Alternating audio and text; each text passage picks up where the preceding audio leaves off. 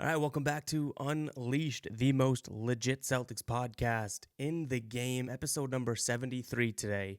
And it is June 17th, 2020. And if you've been with us for a while, if you've been with us since the start, this podcast went live on June 18th, 2019. And I don't know, I don't want to get all mushy and too thankful here, but I truly am thankful for everyone that listens, whether you are an OG and you've been listening to the streams and then made your way over to the podcast and consider yourself a member of the Unleashed Army, or if you just started listening, last week, or this is your first episode, no matter what, this thing we got going, this ship that we are steering towards infinity, I guess, is awesome. I love doing it, and I love that you guys are kind of doing your part as well and being engaged and responding to the shows and whatnot because, I don't know, I just like the fact that we've sort of built something here, and we totally have. So, yeah, almost 365 days. We are 364 days in, and this podcast has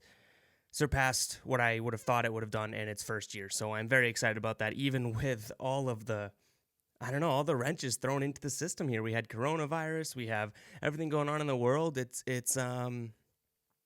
cool to see that sports can live on even when no live sports are playing. And this is obviously a Celtics heavy and an NBA heavy podcast. And we're still kicking. We've actually grown. We've grown our audience. We've grown our followers, like listeners. We've done all that during a pandemic, during a time where sports pretty much were just canceled.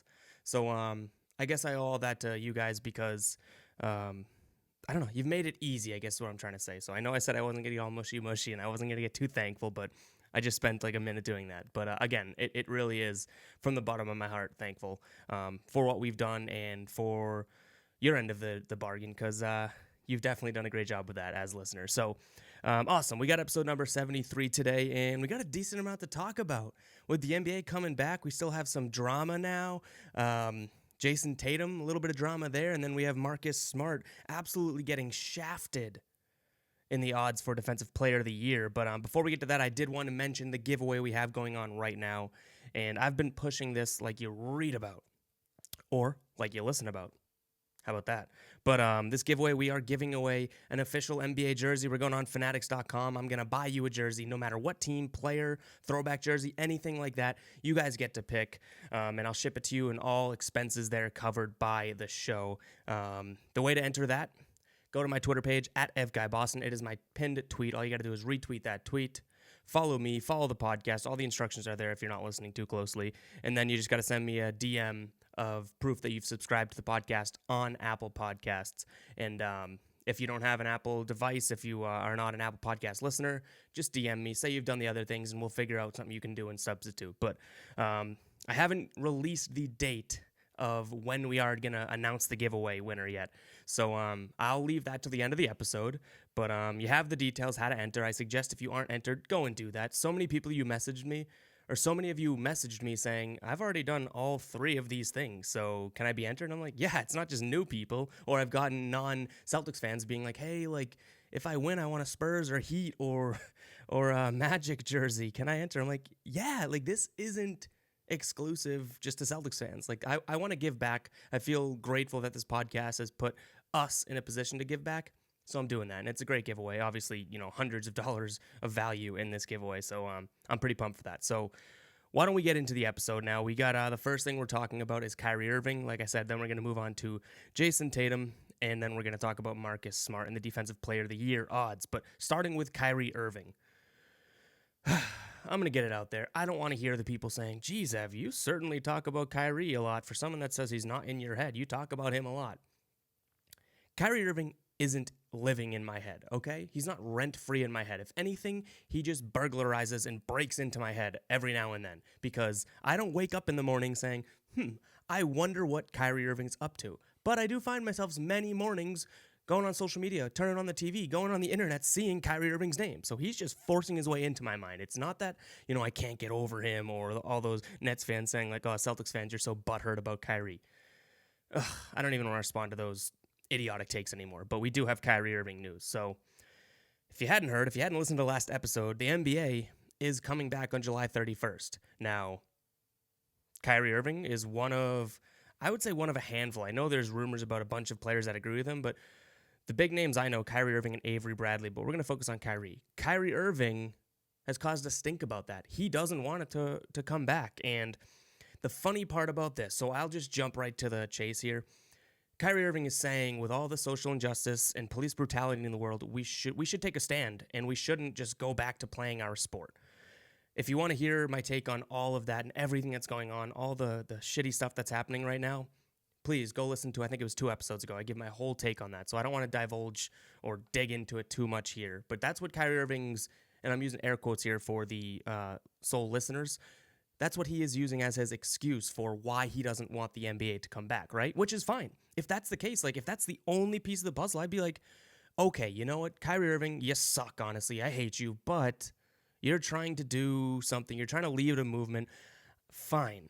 But come to find out, he was on, at least one call about, like, what are we going to get in the bubble in Orlando when the NBA season comes back? He was curious. He was asking those questions. He wanted to know, is food paid for? And I'm making this stuff up, but he wanted to know what players were getting. So at that point, you would think, okay, that doesn't sound like a guy that's totally against coming back, right? That doesn't sound like a guy that's, bullshit about the fact that the NBA is coming back amidst a racial crisis like this. No, this guy wants to know what he's going to have on his plate in the morning for breakfast and whether or not it's paid for or whatever. So that's a little fishy. And then you come to find out, okay, well, turns out Kyrie Irving was uninvited or not invited in the first place because he's injured. So they don't want people there like that could possibly spread the pandemic or just extra bodies there. And you're like, oh, okay, so now he's uninvited. He seems a little frustrated about that. And now he says we shouldn't go back. This is a guy that was ready to go in because he was planning on being there. If he was planning on being there, I don't see how he just flips a switch and says, no, screw this. This is a racial issue. Yikes. No, he found out that he was uninvited or not invited at all. And he threw a hissy fit. And now he's butthurt about it. And he wants to tie it to something. And he's kind of using everything that's going on in the world as an excuse. And he's kind of saying like, all right, well, we're in the fast lane. I might as well hitch a ride here and try and push my agenda. And that's what drives me nuts because like I said, I did a whole episode about the police brutality, abuse of power, racial injustice, everything like that. And I'd kind of touched upon the fact that I hate the people that are really, bogging down the message by doing all this extracurricular stuff, and they're not really peaceful protesting. They're more or less taking advantage of opportunities and whatnot. Kyrie Irving falls right into that bucket now. He's trying to push Kyrie Irving's agenda. He's not doing what's right for his race or his people or his followers or his friends. He's not doing any of that. No, Kyrie Irving's mad that he got uninvited, so now he's saying, okay, well, this is a hot topic. Police brutality. That's why we shouldn't go back to the NBA. Come on now. And I don't know. It's like the boy who cried wolf, right? That's like a decent analogy here. Kyrie Irving has sort of tried to get his name in the headlines so many times in the past that now he really does have a decent point. Like, I'll say that. If these players don't want to just resume to playing basketball because they're told to, it kind of makes sense. Like, take a stand for what you believe in. Fine. I'm okay with that, Kyrie. But then I hear about, you wanted to go, you were uninvited, and now you don't want anyone else to go? That's selfish to me. That is not a message of Black Lives Matter or, let's solve these racial inequalities and whatnot. No, this is Kyrie Irving's mad. He's upset. He's a little salty that he can't go, and he doesn't want anyone else to get that opportunity because he can't get that opportunity. So, I don't know. And again, the boy who cried wolf. Let me get back to that. The fact that he's done so many things just to cry for attention, calling himself the next Martin Luther King, calling himself or comparing himself to Gandhi, all of these stupid things that he's done in the past, now make it so when he actually has a strong message like this one, or a warranted message like this one, I'll call it, no one's going to believe him. In fact, players are coming out here and saying, hey, just want everyone to know I was on the call with Kyrie Irving, but I'm okay with coming back. I know I saw Dwight Howard say it too. He's like, no, like I want to play basketball. And there's plenty of other guys that want to play basketball too. So it just grinds my gears, I guess. One, his name's a hot topic, right? Obviously, he's going to do no right in my mind almost. And a lot of us bitter Celtics fans. So I'll get that out of the way. Fine. There's a little bit of bias here. But when you put the timeline together, and I'm not even good at puzzles, and I've put this puzzle together. He wanted to go. He was asking on the behalf of other players what the players were going to get. Then he gets uninvited. Now he's mad. He says they shouldn't come back at all, and now he ties it to the Black Lives Matter movement. Come on now. That is way too easy of a math equation to say, okay, I see why he doesn't want to go now, and I see how he's trying to disguise it. So, I don't know. I mean, Kyrie, man, if you really do believe in this movement, then I wish you all the best in that case, but I just think it sucks because you're the boy who cried wolf, and you've done so many dramatic and caused drama and stirred the pot so many times before that. It just stinks that no one's going to, and I shouldn't say no one, but most people aren't going to buy into this, given what we have in this case and then given what you've done in the past. So, sorry, man, but I don't know. I don't buy it. It seems so non-genuine to me. And again, I'll compare him to the looters and stuff like that I talked about a couple episodes ago. He's the type of guy that's pushing his own agenda amidst this crisis and taking away from the true message. So, yeah, that's what I have to say on Kyrie. And let's move on to, we'll talk about Jayson Tatum now because it has to do with coming back as well. There's been reports, and he was some New York, I don't even want to give him the shout out here because I just hope this isn't true. He's some New York writer. Says that Jayson Tatum is, using quotes here for the listeners, Jayson Tatum is reluctant to come back to the NBA. Now, this is all stemming from the fact that he's due for a max contract, right? So there's that, and it kind of makes sense. Like, Boston fans like me are saying, please don't be true. I don't want this to be true. And then other people saying, like, this guy's a Knicks blogger. Like, obviously he's going to shit on Tatum. Well, I don't know. I think there's more to it. I think there's a little bit more where there's smoke, there's fire. And I do kind of see Tatum's side of it, but I don't agree with it whatsoever. If Jayson Tatum decides to sit out coming back this NBA season and trying to win a championship with his team when he went out pretty much on top, he was like a top 5, definitely top 10 player heading into this break, right? If he decides to say, no, I'm not playing. I got a bag coming my way. I got the Brinks truck backing up. I'm not going to risk that. One, that'll say a lot about him, a lot that I don't agree with. And two, that's the type of thing that's going to follow him for his career. Whether or not you like him, whether or not you continue to support him, it's always going to be the blemish and the smudge on his record. If he is a 22-year-old kid saying, all right, I want the bag. I don't care about winning a championship. And that's what he would be doing. Like, I don't care if it's his money, or a lot of these guys come from situations where they never had that much money before. To me, I'm still old school in the fact that you play with your team and you try and win a ring and you put it all on the line. So I hope that's not the case. I truly hope that's not the case. I will believe it when I see it. I tweeted that out today. But there's some smoke there, and there could be fire because it makes sense. He's due so much money. He's due his entire life's worth, and he's going to risk it coming back. Yikes. Like, imagine if he doesn't come back and the Celtics go out in the first round of the playoffs, or hell, they make it to the Eastern Conference Finals and almost get there, but they didn't have their best player because he was waiting for a bag of green to come his way. It'd be the type of thing that follows him for his career, I'll say it. And that's probably the first negative thing we've ever said about Tatum on this podcast. But again, it's not a fact. It hasn't happened yet. But maybe I'm a little bit more bullish on it than most people, because I've seen Celtics fans out there being like, are you kidding me? Not my Tatum. Come on, guy. Tatum's hot. He plays hot. He doesn't care about money. And it's like, well, all these guys, this is their job, and Tatum's definitely worth the money. He knows that it's coming his way, and maybe he's thinking forward. Maybe he's trying to do I hate to call it this, but this more smart guaranteed decision rather than putting it all out on the line. So, yikes. I just hope that isn't the case because, again, I'm old school. I want Tatum to play. I want him to grind. I want him to continue proving people wrong. I want him to continue to prove he's an absolute superstar in this league and then get his bag. Injuries aren't a guarantee. It's not a guarantee that he comes back and gets injured. It's also not a guarantee on the flip side, but I don't know. I really hope that isn't the case, because that's the type of thing, that's like Scottie Pippen sitting out, right? And we all saw that in The Last Dance. That's the type of thing that you don't forget about. That's the type of thing that you can have a Hall of Fame career. You can win championships. You could be awesome, but remember that time that he sat out when the Celtics came back and just abandoned his team just so he can get that bag? Yikes. I don't want that to be the case. I don't see Tatum like that. That almost aligns with when people are like, you kidding me? Tatum wants to go play in LA and be a star over there and stuff. And I'm like, where's that coming from? Well, to be honest, this is the first time he's shown like un-Celtic like characteristic, right? And he hasn't even shown it yet. It's some Knicks writer that said he's reluctant to come back. Reluctancy is not a firm, I'm not coming back.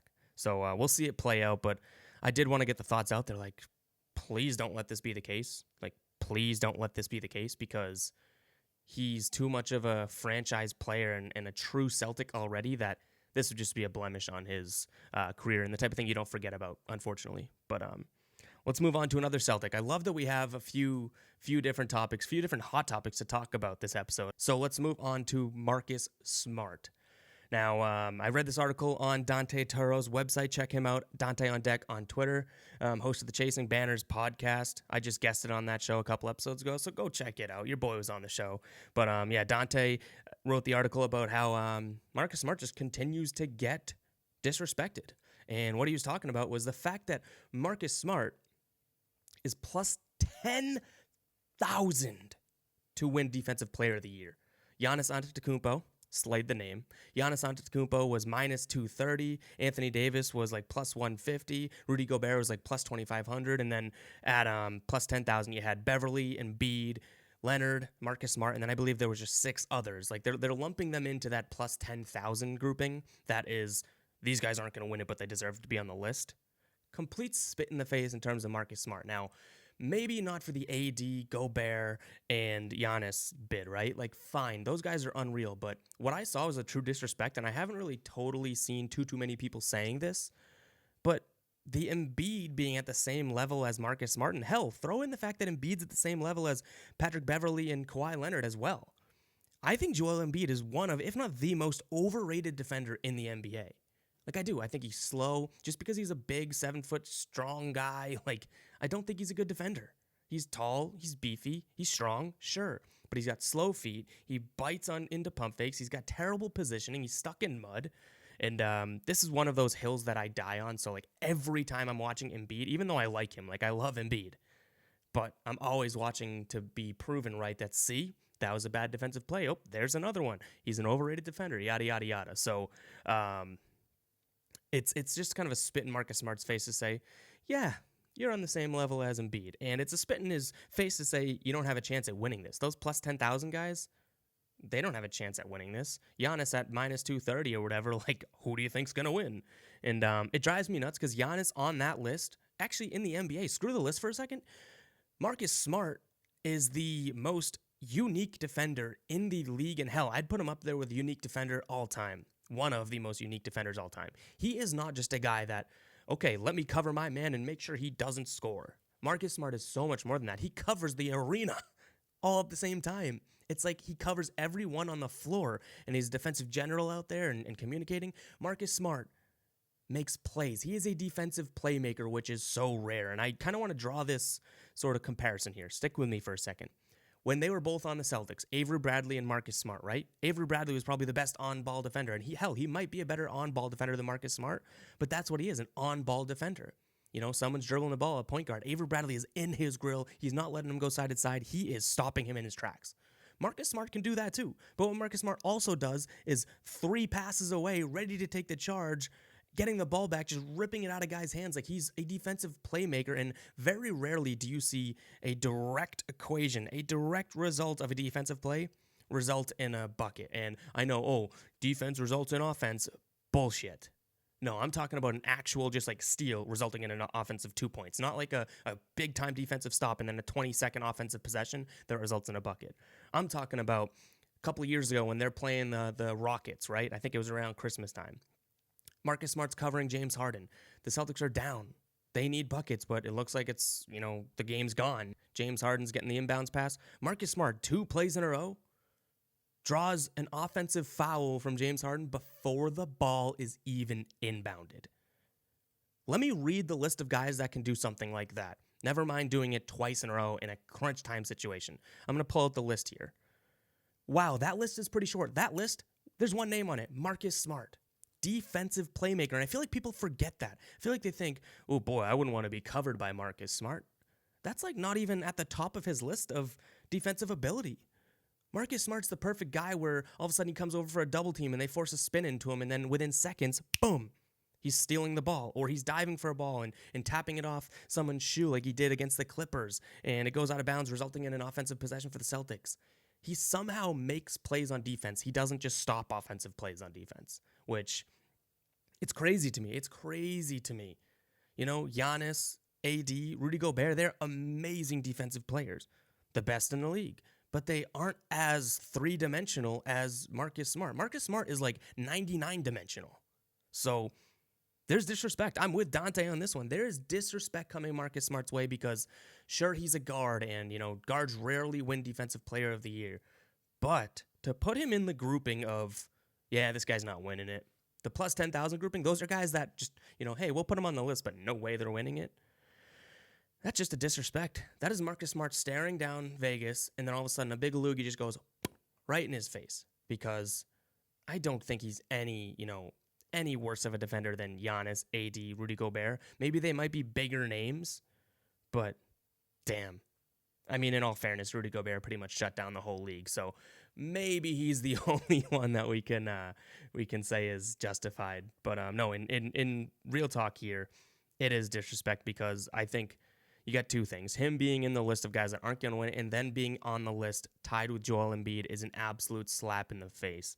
And I think if you're a true Kawhi fan or a Patrick Beverley fan, you should feel the same way. Joel Embiid is so much lower on my defensive player list than any of those names. Beverley, Kawhi, Smart. Like, seriously.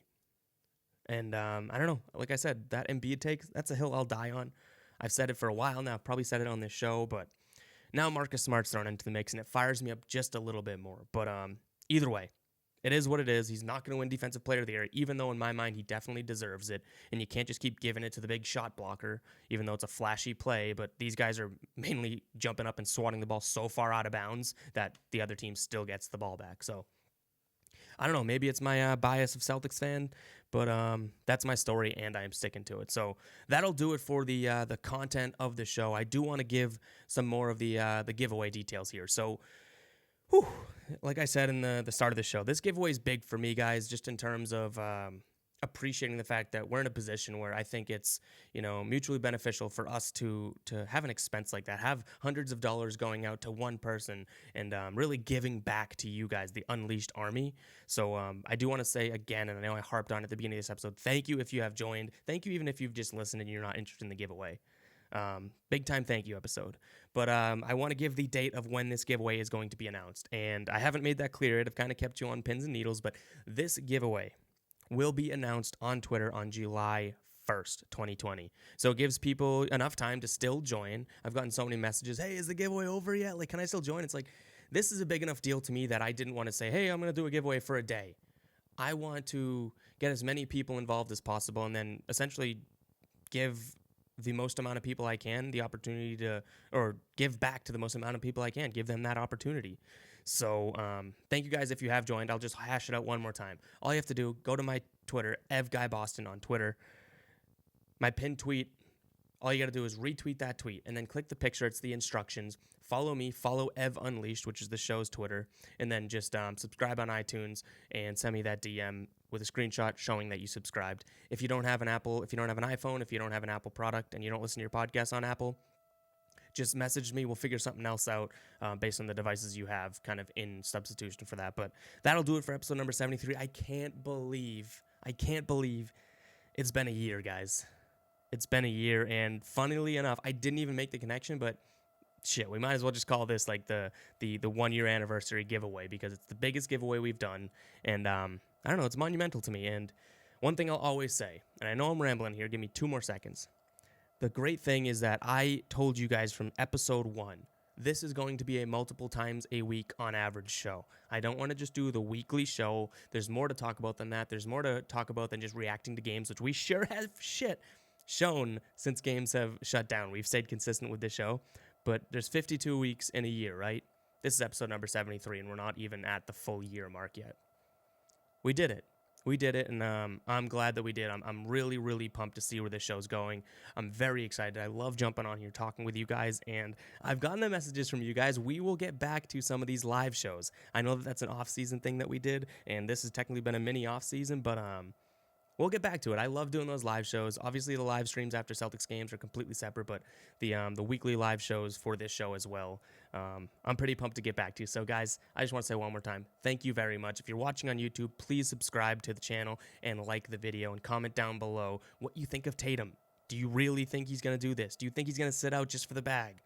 And then if you are listening on iTunes, Spotify, Google Podcasts, anywhere else that you listen to the podcast, consider checking out the video version so you can see some of my animation and whatnot.